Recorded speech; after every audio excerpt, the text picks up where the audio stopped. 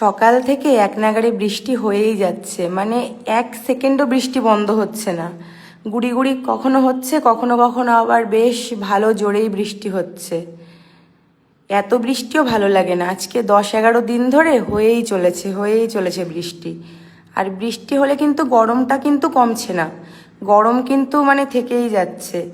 গরমের সাথে সাথে না এখন একটা বেশ স্যাঁতস্যাঁতে মতো একটা ভাব, মাথা ধরে থাকা, মানে কাজকর্ম করতে ইচ্ছে না করা, এই রকম লাগছে ওয়েদারটাতে।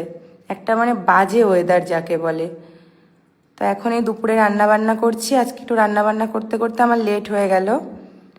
তো এটা সোনালি মুরগি রান্না করছি, কারণ দেশি মুরগি এখন সচরাচর অত পাওয়া যাচ্ছে না কোথাও। আর এই মুরগিটা না একটু টাইপ অফ দেশি মুরগির মতোই, আগেও খেয়েছি অনেকবার। আর রান্না করছি পোস্ত, মানে ঝিঙে আলু দিয়ে মাছ দিয়ে পোস্ত দিয়ে একটা তরকারি করব। তরকারি হয়েও গেছে আমার। আর কিছু কিছু রান্নার ক্ষেত্রে দেখবে লাস্টে একটু কাঁচা তেল ছড়িয়ে দিলে টেস্টটা খুব সুন্দর হয়। সেটা সর্ষে দিয়ে কিছু রান্না করার, মানে রান্না করলে আর পোস্ত দিয়ে কিছু রান্না করলে লাস্টে যদি একটু কাঁচা তেল দেওয়া যায় গন্ধটা আরও সুন্দর হয়। তো যেহেতু তরকারি, ওই জন্য আমি বেশি গামাখা করবো না, সামান্য একটু ঝোল রাখবো। আর মাংসটা আর একবার নাড়া দিয়ে তারপর মোটামুটি একটু ফুটে এলে গরম মশলা গুঁড়ি দিয়ে নামিয়ে দেব। ভাতও হয়ে গেছে।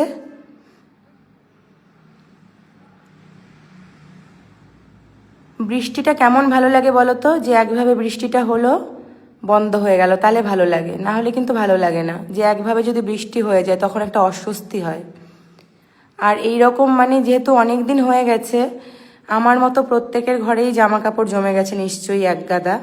আমার জামা কাপড় ধুয়ে মেলার জায়গা আছে, কিন্তু ছায়াতে জামা কাপড় মেললে কি হয়, এরম বৃষ্টির ওয়েদার তো, যেহেতু রোদ উঠছে না, যদি কমফোর্ট দিয়েও মেলি তাও একটা বেশ স্যাঁতস্যাঁতে একটা গন্ধ কিরম একটা যেন হয় জামা কাপড়গুলো।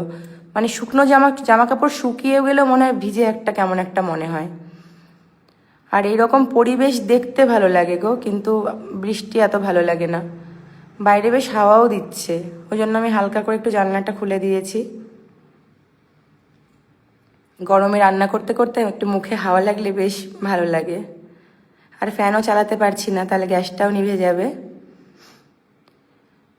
আর এই গরমে একটু স্বস্তি, রান্না করতে করতে যে কোনো এরকম একটা পানীয় খেলে মন ঠান্ডা, শরীর ঠান্ডা, সব কিছু। আর লিকুইড যত খাবে গরমে তত ভালো, সেটা যে কোনো লিকুইডই হোক না কেন।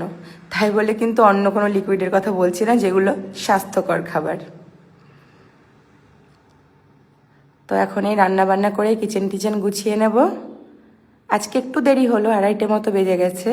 অন্যদিন আমার রান্না আরও আগে হয়ে যায়। আর এই গরমে সকাল সকাল রান্না করে নেওয়াটা সব থেকে ভালো। তো চলো, সবাই খুব ভালো থেকো, সুস্থ থেকো।